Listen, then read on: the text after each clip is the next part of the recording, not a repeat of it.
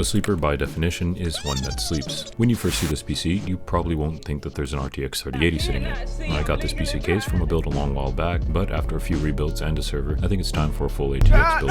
I've been using this case for my server rig, which I never put anything on, but still the dust buildup was immense. I really need to give this thing a full scrub down, but not today. Anyways, pretty much everything is coming out of this right now, and we're only going to reuse the case and front 120 fan.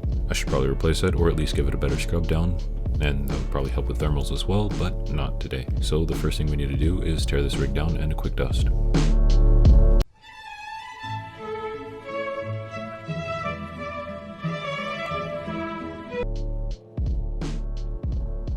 And while I'm not changing much from the original system, we're building on the B550 Tomahawk Max Wi-Fi. The processor for this build is the Ryzen 7 3700X, and we're stuffing 48 gigabytes of 3600 MHz Corsair Vengeance RAM, the asus tuff RTX 3080, and the Corsair RM850X, a must for sleeper builds, is a fully modular power supply. I would say despite the size of your PC build, try and get the Wi-Fi variant of your motherboard, as nowadays more things are using Bluetooth than are not. You should try and go for the most low profile cooler you can find. I'm using the stock AM4 cooler, which while not great, will do fine for this build. Quick recap: the RTX 3080, a Ryzen 7 3700X, and 48 gigabytes of RAM.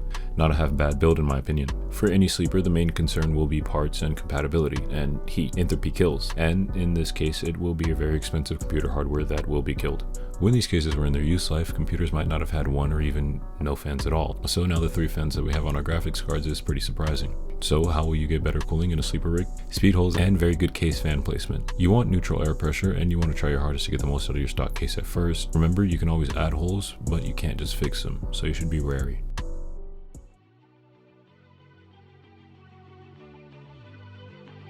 There are some recycled parts from my old system, like the 3700X and the RTX 3080. When building a new PC, those are probably the first 2 things you want to think about changing, but we're not in the business of making sense. Next, the parts in the system aren't meant to be the best in the industry. This was more a system you might actually build with the price of old AM4 hardware dropping fast, and the performance difference not being all that much better. Buying an AM4 CPU or a 30 series GPU might be on your horizon. DDR5 and AM5 platforms do offer performance better, but not that the possible $1,000 will be a moon leap in performance. This system did fairly well in thermals, despite me barely doing anything to the original case. I think the 2 120mm fans move just enough air to keep the computer from thermal throttling, so there probably is more room for better thermals. Basically every game got crushed by this PC. Now sadly the CPU is bottlenecking slightly, and even in some cases completely.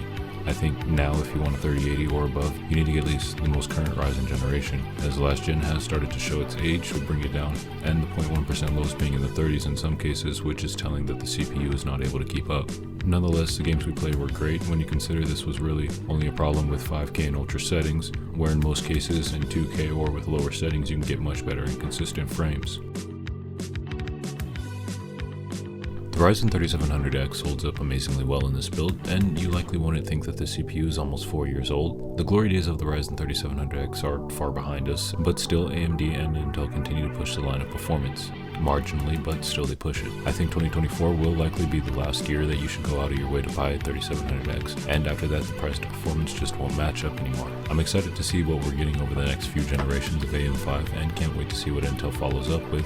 I think we'll get some very well performing machines in the next few years with 3nm process. It's only a matter of time before we see huge leaps in performance again, and boy is it going to be fun. Because of the price to performance, but assuming that you get a used one, the price to performance is just right. One of these systems might run you around $1,000, and it will outperform any other machine and likely any other console. These machines will have a different level of versatility because you'll still have the platform to upgrade, and you can always move to AM5 later down the line.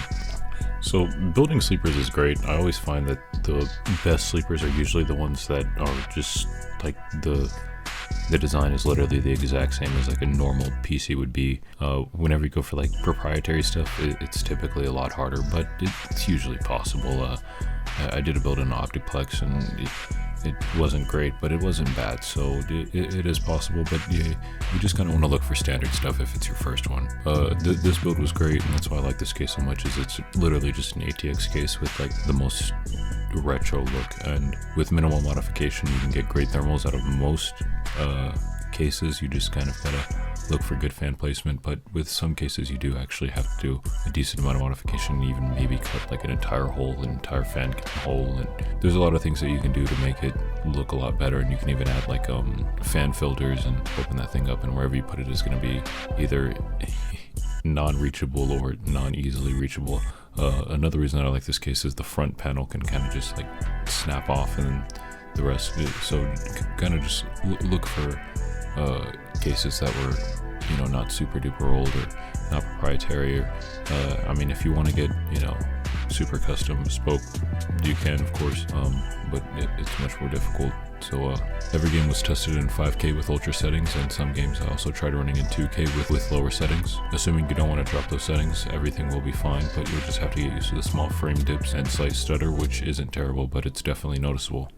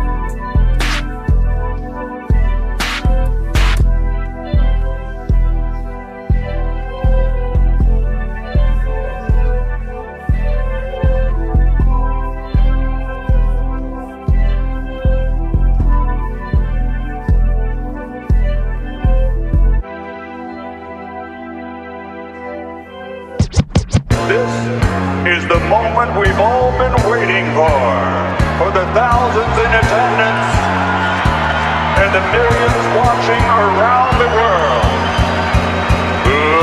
Let's get ready to rumble!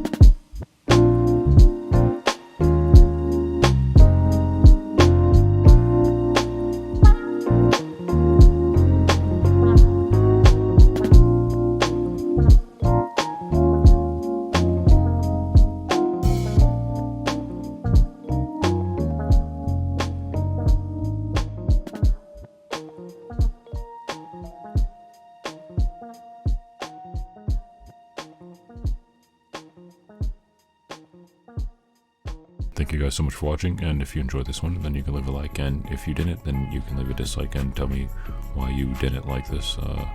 If you want to see more, then you can subscribe and go look around on my channel and watch a couple more videos and tell me what you like about those. Do you have a sleeper? Or are you building a sleeper? Let me know in the comments. Thank you guys so much.